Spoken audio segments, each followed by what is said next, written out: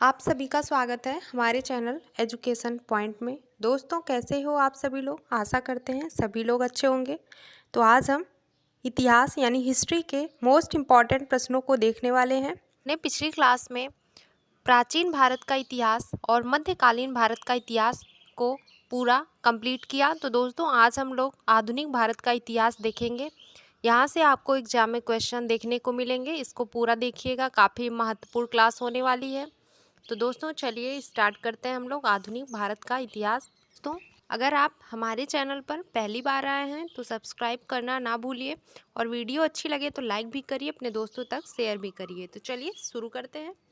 पहला क्वेश्चन है हमारा, भारत के लिए समुद्री मार्ग की खोज करने का श्रेय किसे दिया जाता है? तो पुर्तगालियों को भारत के लिए समुद्री मार्ग की खोज करने का श्रेय दिया जाता है। किसको? पुर्तगालियों को। ये कौन थे? वास्को डी गामा, जिन्होंने 1497 से 1498 तक आपका उसके मध्य में आपका समुद्री मार्ग की खोज किया था। याद रखिएगा, वास्को डी गामा थे।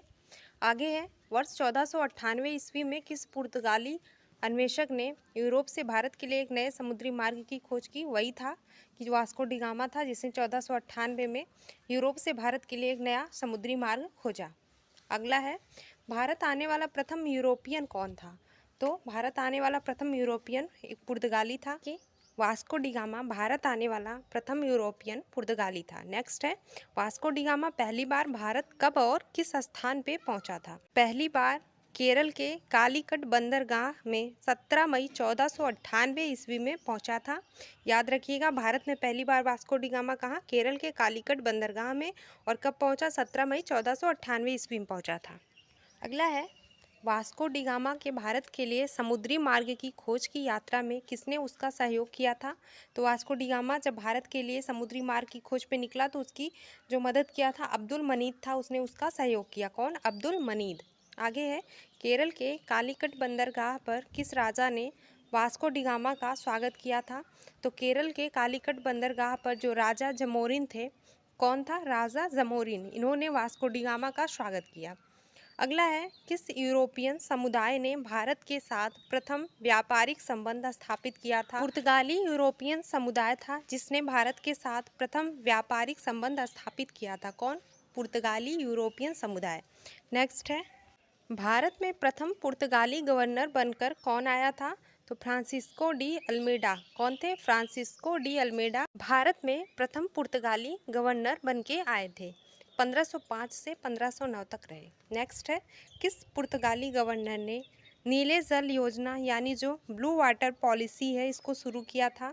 तो फ्रांसिस्को डी अल्मेडा ने ब्लू वाटर पॉलिसी को शुरू किया। किसने? याद रखिएगा, फ्रांसिस्को डी अल्मेडा। इंपॉर्टेंट है, आ सकता है एग्जाम में। आगे है, भारत में पहले पुर्तगाली गवर्नर द्वारा किस किले यानी दुर्ग का निर्माण कराया गया था? तो सेंट एंजेलो फोर्ट, जो कि कोचीन में है। भारत में पहले पुर्तगाली गवर्नर द्वारा इसका निर्माण किया गया था। रखिएगा, इंपॉर्टेंट है, भारत में पहले पुर्तगाली गवर्नर द्वारा सेंट एंजेलो फोर्ट का निर्माण कराया गया। नेक्स्ट है, भारत में पुर्तगाली सत्ता की वास्तविक नींव रखने वाला महानतम पुर्तगाली गवर्नर कौन था? तो भारत में जो पुर्तगाली सत्ता है उसकी वास्तविक नींव रखने वाला जो महानतम पुर्तगाली गवर्नर था, उसका नाम है अल्फांसो डी अल्बुकर्क। क्या नाम है? Alfonso de Albuquerque. आगे है, अल्फांसो डी अल्बुकर्क कब से कब तक भारत में पुर्तगाली गवर्नर बन के रहा? तो 1509 से 1515 तक ये आपका भारत में पुर्तगाली गवर्नर बन के रहा था। नेक्स्ट है, किस पुर्तगाली गवर्नर ने बीजापुर के यूसुफ आदिल शाह से गोवा को जीता था? तो यही आपका अल्फांसो डी अल्बुकर्क था, जो कि 1510 ईस्वी में बीजापुर के यूसुफ जो आदिल शाह थे इनसे गोवा को जीता था। याद रखिएगा। आगे है, हिंदू महिलाओं से विवाह की नीति किस पुर्तगाली गवर्नर ने अपनाई थी? तो अल्फांसो डी अल्बुकर्क था जिसने हिंदू महिलाओं से विवाह की नीति को अपनाया। आगे है, गुजरात का शासक बहादुर शाह किसके साथ संघर्ष करते हुए मारा गया? तो पुर्तगालियों के साथ वो संघर्ष किया था, यानी कि युद्ध लड़ा, जिसके कारण उसकी मृत्यु हुई थी। गुजरात का शासक बहादुर शाह था वह। आगे है, भारत में सबसे पहले आने और सबसे बाद में जाने वाला यूरोपियन कौन था? भारत में सबसे पहले आया था और सबसे बाद में गया वह पुर्तगाली था। कौन यूरोपियन? पुर्तगाली था। ये वास्को डी गामा था। नेक्स्ट है, सर्वप्रथम किस वस्तु ने यूरोपियों को भारत में कारोबार करने के लिए प्रोत्साहित किया? तो मसालों का जो व्यापार था उससे भारत में जो यूरोपियों ने अपना कारोबार शुरू किया था। कि किसके लिए प्रोत्साहित किया था? मसालों के व्यापार ने। आगे है, पुर्तगाली ईस्ट इंडिया कंपनी की स्थापना भारत में कब की गई थी? तो पुर्तगाली ईस्ट इंडिया कंपनी की स्थापना भारत में 1498 में की गई थी। नेक्स्ट है, भारत में तंबाकू की खेती, जहाज निर्माण, प्रिंटिंग प्रेस का सूत्रपात किस यूरोपीय शक्ति के आगमन से हुआ? तो पुर्तगाली यानी वास्को डी गामा था, जिसके आगमन से भारत में तंबाकू की खेती, जहाज निर्माण, प्रिंटिंग प्रेस का सूत्रपात किया गया। नेक्स्ट है, पुर्तगालियों का भारत में गोवा, दमन और द्वीप पर कब तक कब्जा रहा? तो 1961 तक इनका कब्जा रहा था भारत में, जो गोवा, दमन और द्वीप है यहाँ पे है। किस आंदोलन ने गोवा में पुर्तगाली राज्य को समाप्त करने में महत्वपूर्ण भूमिका निभाई? तो गोवा मुक्ति आंदोलन था, जिसने गोवा में पुर्तगाली राज्य को समाप्त करने में महत्वपूर्ण भूमिका निभाई थी। आगे है, स्वयं को सागर का स्वामी कौन कहता था? तो पुर्तगाली जो थे वे अपने को सागर का स्वामी कहते थे। नेक्स्ट है, श्रीलंका में डच और पुर्तगाली उपनिवेशवादियों के वंशजों को क्या कहा जाता है?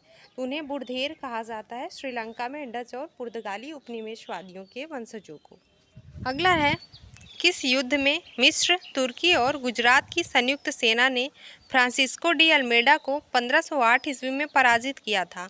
तो चोल का युद्ध हुआ था, जिसमें मिस्र, तुर्की और गुजरात की संयुक्त सेना ने फ्रांसिस्को डी अल्मेडा को 1508 में पराजित किया। नेक्स्ट है, बंगाल के किस स्थान पर पुर्तगालियों ने अपना कारखाना स्थापित किया?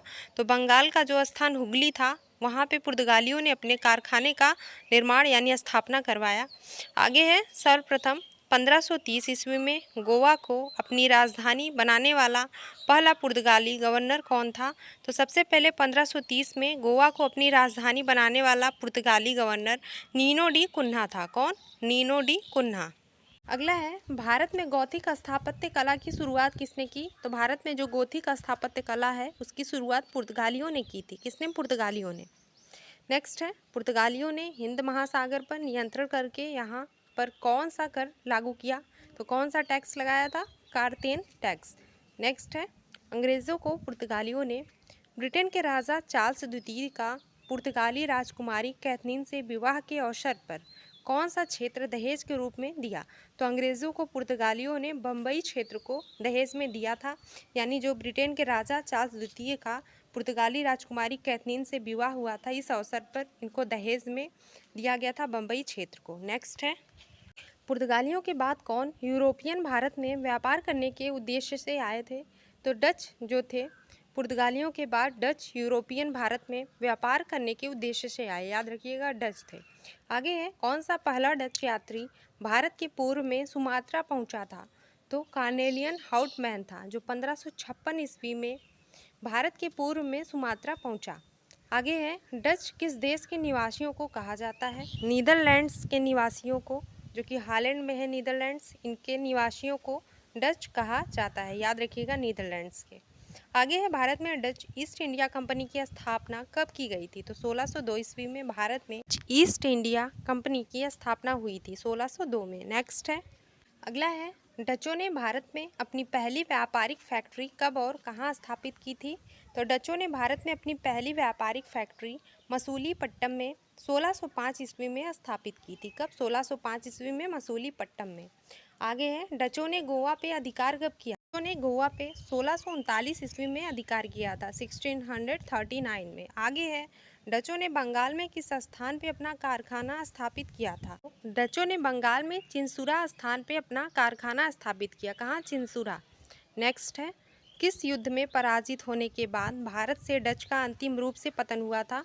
तो वेदरा का युद्ध हुआ था, जिसमें जो डच थे अंतिम रूप से पराजित हुए और इनका पतन हो गया था। अगला है, वेदरा का युद्ध कब और किसके बीच में हुआ था?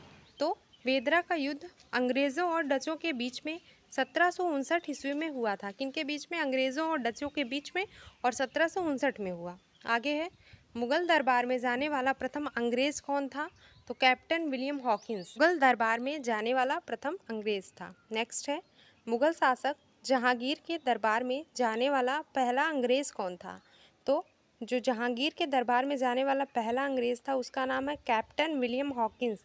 यह 1609 ईस्वी में गया था। कब? 1609 में कैप्टन विलियम हॉकिंस था।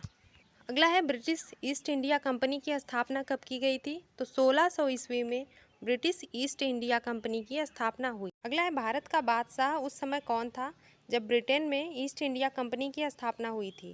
तो उस समय अकबर था भारत का बादशाह जब ब्रिटेन में ईस्ट इंडिया कंपनी की स्थापना हुई थी। नेक्स्ट है इंग्लैंड की रानी एलिजाबेथ प्रथम ने ईस्ट इंडिया कंपनी को कब अधिकार पत्र प्रदान किया था? तो एलिजाबेथ जो थी इन्होंने 31 दिसंबर 1600 ईस्वी को ईस्ट इंडिया कंपनी को अधिकार पत्र दिया था। नेक्स्ट है भारत आने वाला पहला अंग्रेजी जहाज कौन सा था? तो भारत आने वाला जो पहला अंग्रेजी जहाज था उसका नाम है रेड ड्रैगन। क्या नाम है? Red dragon. नेक्स्ट है अंग्रेज़ों ने सबसे पहले भारत के किस राज्य में फोर्ट सेंट जॉर्ज नामक किले का निर्माण करवाया था? तो अंग्रेज़ों ने सबसे पहले तमिलनाडु राज्य में फोर्ट सेंट जॉर्ज नामक किले का निर्माण करवाया।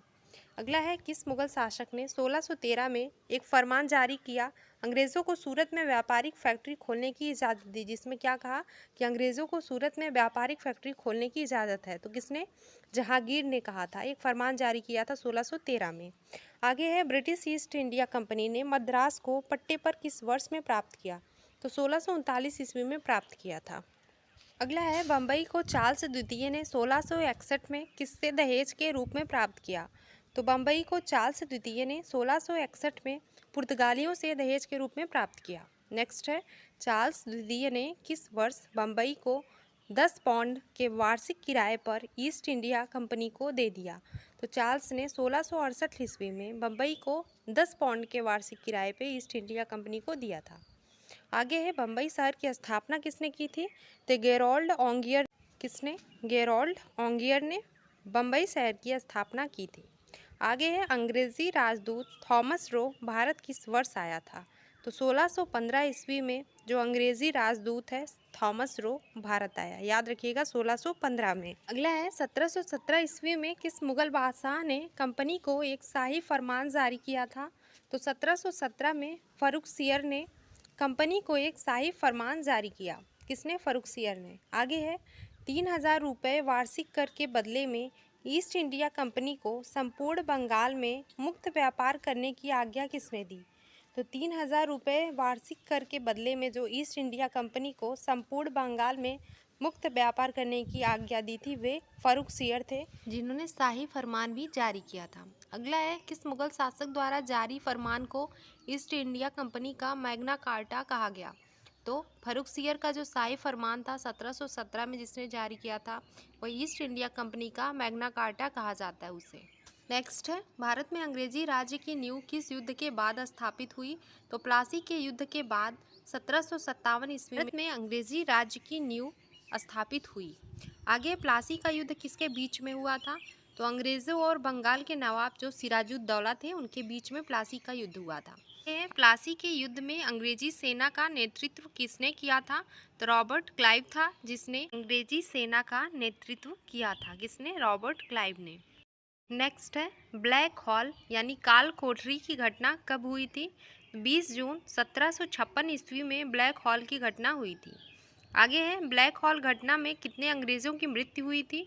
तो 146 में से 123 की मृत्यु हुई थी जो ब्लैक हॉल घटना थी। ये क्या है आइए जानते हैं। ब्लैक हॉल घटना कलकत्ता के किले की कोठरी में बंगाल के नवाब सिराजुद्दौला ने 146 अंग्रेज़ बंदियों को 20 जून 1756 की रात में कैद कर दिया था।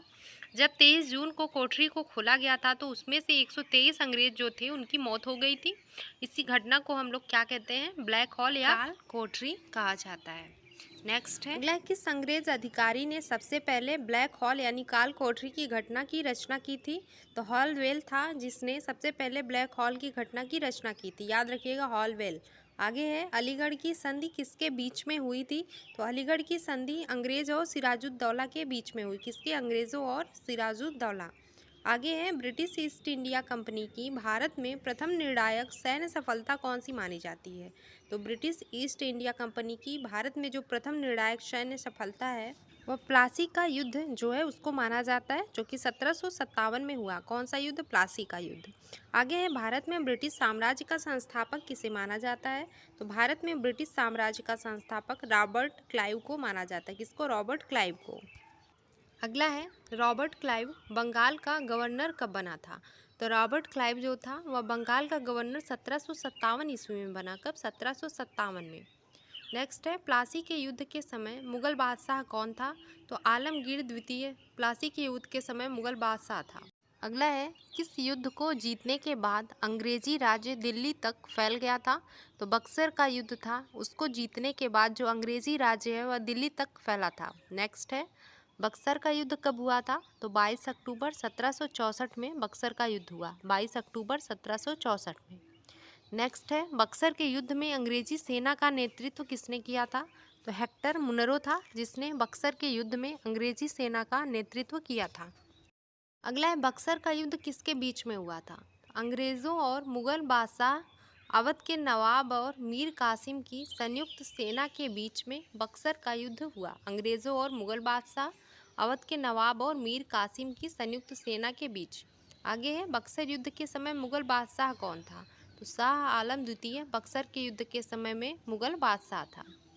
अगला है, बक्सर के युद्ध के दौरान अवध का नवाब कौन था? तो शुजा उद दौला जो था वह बक्सर के युद्ध के समय अवध का नवाब था, शुजा उद दौला। आगे है, इलाहाबाद की प्रथम संधि कब हुई थी? तो 12 अगस्त 1765 ईस्वी में इलाहाबाद की प्रथम संधि हुई। 12 अगस्त 1765। अगला है, इलाहाबाद की प्रथम संधि किसके बीच में हुई थी? तो रॉबर्ट क्लाइव और शाह आलम द्वितीय के बीच में हुई थी। किसके बीच में? रॉबर्ट क्लाइव और शाह आलम द्वितीय के बीच में। आगे है, किस संधि के बाद ईस्ट इंडिया कंपनी को बंगाल, बिहार और उड़ीसा का दीवानी अधिकार प्राप्त हुआ था? तो इलाहाबाद की प्रथम संधि जो 1765 में हुई थी, इसके बाद ईस्ट इंडिया कंपनी को बंगाल, बिहार और उड़ीसा का दीवानी अधिकार मिला था। नेक्स्ट है, इलाहाबाद की दूसरी संधि कब हुई? तो 16 अगस्त 1765 ईस्वी में इलाहाबाद की दूसरी संधि हुई थी। 16 अगस्त 1765 में। नेक्स्ट है, इलाहाबाद की द्वितीय संधि किसके बीच में हुई? तो रॉबर्ट क्लाइव और शुजा उद दौला जो कि अवध का नवाब था, इसके बीच में हुई। रॉबर्ट क्लाइव और शुजा उद दौला के बीच में। नेक्स्ट है, किस संधि के बाद ईस्ट इंडिया कंपनी को अवध में टैक्स मुक्त व्यापार करने की सुविधा प्राप्त हुई थी? तो जो इलाहाबाद की दूसरी संधि हुई थी 1765 में, इसके बाद ईस्ट इंडिया कंपनी को अवध में कर मुक्त व्यापार करने की सुविधा प्राप्त हुई। आगे है, अंग्रेज़ों ने मराठा साम्राज्य को किस वर्ष पराजित किया था? तो 1818 में। कब? 1818 ईस्वी में अंग्रेज़ों ने मराठा साम्राज्य को पराजित किया था। नेक्स्ट है, अंग्रेज़ों ने किस वर्ष सिखों को हरा के पंजाब और समस्त उत्तर भारत को अपने राज्य में मिला लिया था? तो 1849 ईस्वी में अंग्रेज़ जो थे उन्होंने सिखों को हरा के पंजाब और समस्त जो उत्तर भारत था उसको अपने राज्य में मिला लिया था। नेक्स्ट है, फ्रांसीसी ईस्ट इंडिया कंपनी की स्थापना कब की गई? तो 1664 ईस्वी में फ्रांसीसी ईस्ट इंडिया कंपनी की स्थापना हुई। कब? 1664 में।